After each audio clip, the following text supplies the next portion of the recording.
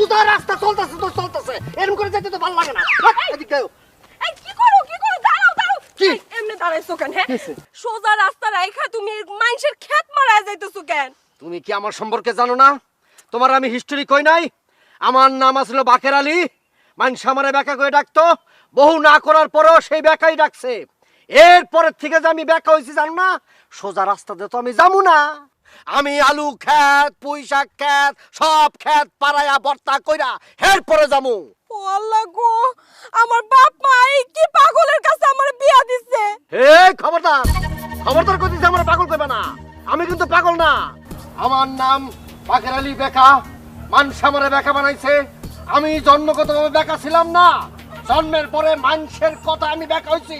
আমি স্বভাবগত বেকা, আমি সহজভাবে চলি না, আমি সবসময় বেকা ভাবে চলবো।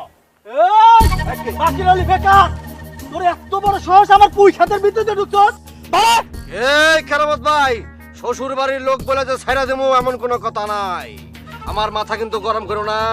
আমি তাইলে কিন্তু তোমার ক্ষেত পাড়ায়া আলুর ভর্তা, মুহির ভর্তা, সব ভর্তা বানাইয়া একাকার কইরা এরপরে কিন্তু শ্বশুর বাড়ি যাম, কই দিলাম। তোমারে অনুরোধ করে কইতাছি, তুমি এই ক্ষেত থেকে বাড়াও। বনি এক্ষুনি যাও, আমার ক্ষেতটা পারাও না। যাও। কেরামত ভাই আপনি বেশি তর্ক করেন না, একদম সর্বনাশ করে দিব আপনার ক্ষেত্রে কইতেছি। প্লিজ আপনি তার কাছে মাফ চান। আচ্ছা সরি। ওহো, কোনো আচ্ছা মাছ হইব না, আচ্ছা সরি হইব না, ডাইরেক্ট সরি কইতে হইব। আচ্ছা সরি, যান। আবার আচ্ছা চলবো না, সরি মাফ করে দেন। সরি, আমারে মাফ করে দেন। চলো, যান। চলো।